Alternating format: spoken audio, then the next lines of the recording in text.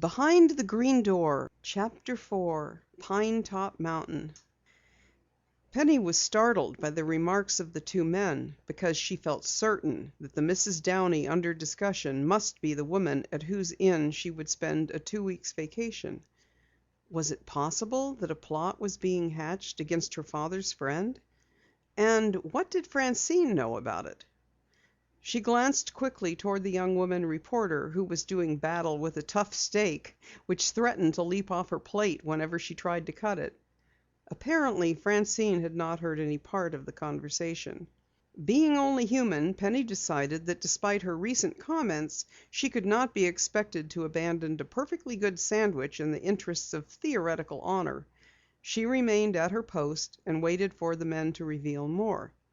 Unobligingly, they began to talk of the weather and politics. Penny finished her sandwich and, sliding down from the stool, wandered outdoors. "I wish I knew who those men are," she thought. "Francine could tell me if she weren't so horrid." Penny waited until the last possible minute before boarding the plane. As she stepped inside the cabin, she was surprised to see that Francine had taken the chair beside Maxine Miller, very coolly removing Penny's belongings to the seat at the back of the airliner. "Did you two decide to change places?" inquired the stewardess as Penny hesitated before the empty chair. "I didn't decide. It just seems to be an accomplished fact." The stewardess went down the aisle and touched Francine's arm. "Usually the passengers keep their same seats throughout the journey," she said with a pleasant smile. "Would you mind?" Francine did mind, for she had cut her lunch short in the hope of obtaining the coveted chair. But she could not refuse to move. Frowning, she went back to her former place. Actually, Penny was not particular where she sat. There was no practical advantage in being directly behind the two strangers, for their voices were seldom audible above the roar of the plane. On the other hand, Miss Miller talked loudly and with scarcely a halt for breath. Penny was rather relieved when an early stop for dinner enabled her to gain a slight respite. With flying conditions still favorable, the second half of the journey was begun. Penny curled up in her clean, comfortable bed, and the gentle rocking of the plane soon lulled her to sleep. She did not awaken until morning when the stewardess came to warn her that they soon would be at their destination. Penny dressed speedily and enjoyed a delicious breakfast brought to her on a tray. She had just finished when Francine staggered down the aisle, eyes bloodshot, her straight black hair looking as if it had never been combed. "Will I be glad to get off this plane," she moaned. "What a night!" "I didn't notice anything wrong with it," said Penny. "I take it you didn't sleep well." "Sleep? I never closed my eyes all night, not with this roller coaster sliding down one mountain and up the other. I thought every minute we were going to crash."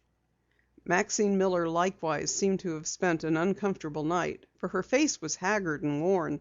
She looked 5 years older and her makeup was smeared. "Tell me, do I look too dreadful?" she asked Penny anxiously. "I so want to appear my best when I see Mr. Balantine." "You'll have time to rest up before you see him," the girl replied kindly. "How long before we reach Pine Top?" "We should be approaching there now." Penny studied the terrain below with deep interest, noting mountain ranges and beautiful snowy valleys. At last the plane circled and swept down on a small landing field which had been cleared of snow. Passengers began to pour from the cabin, grateful that the long journey was finally at an end. "I hope to see you again," said Penny, extending her hand to Miss Miller. "And best of luck with Mr. Balantine." Eagerly she gathered together her possessions and stepped out of the plane into blinding sunlight. The air was crisp and cold, but there was a quality to it which made her take long, deep breaths. Beyond the landing field stood a tall row of pine trees, each topped with a layer of snow like white icing on a cake. From somewhere far away she could hear the merry jingle of sleigh bells. "So this is Pine Top," thought Penny. "It's as pretty as a Christmas card." A small group of persons were at the field to meet the plane. Catching sight of a short, sober-looking little woman who was bundled in furs, Penny hastened toward her. "Mrs. Downey!" she cried. "Penny, my dear, how glad I am to see you. The woman clasped her firmly, planting a kiss on either cheek. "But your father shouldn't have disappointed me. Why didn't he come along?" "He wanted to, but he's up to his eyebrows in trouble. A man is suing him for libel." "Oh, that is bad," murmured Mrs. Downey. "I know what legal trouble means because I've had an unpleasant taste of it myself lately. But come, let's get your luggage and be starting up the mountain." "Just a minute," Penny said in a low tone. With a slight inclination of her head, she indicated the two male passengers who had made the long journey from Riverview to Pine Top. "You don't by any chance know either of those men?"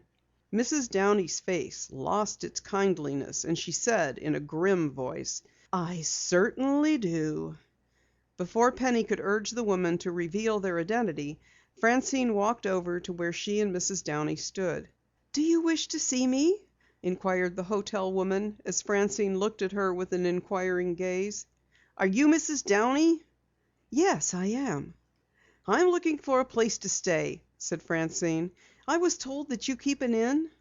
"Yes, we have a very nice lodge up the mountain, about a mile from here.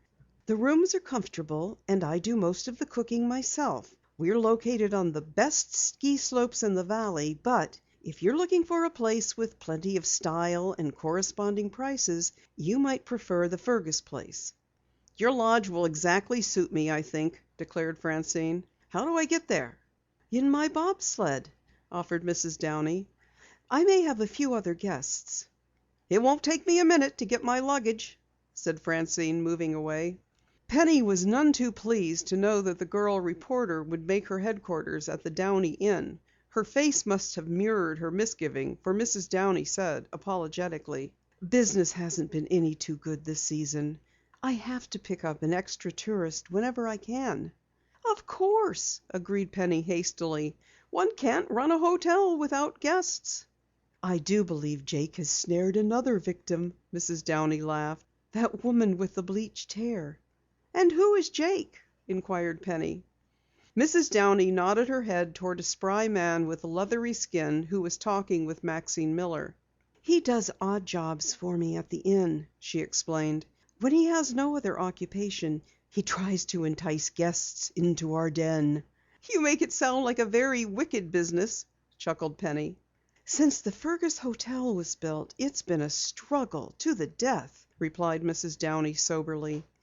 "I truly believe this will be my last year at Pine Top." "Why, you've had your home here for years," said Penny in astonishment. "You were at Pine Top long before anyone ever thought of it as a great skiing resort. You're an institution here, Mrs. Downey. Surely you aren't serious about giving up your lodge?"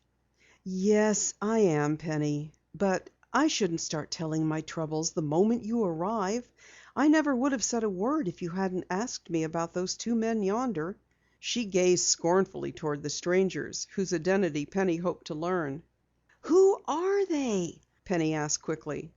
"The slim fellow with the sharp face is Ralph Fergus," answered Mrs. Downey, her voice filled with bitterness.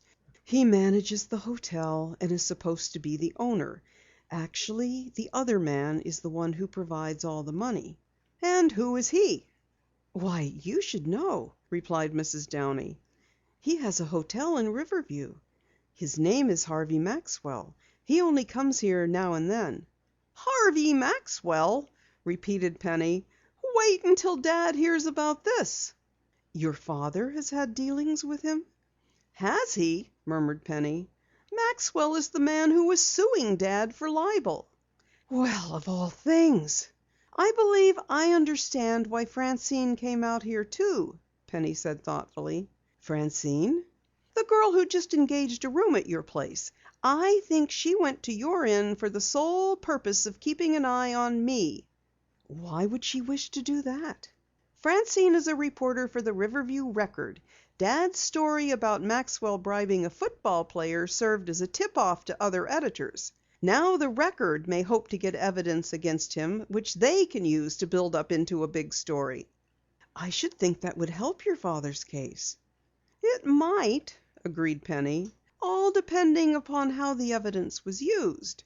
But somehow I don't trust Francine. If there's any fancy newspaper work to be done at Pine Top, I aim to look after it myself. End of chapter 4.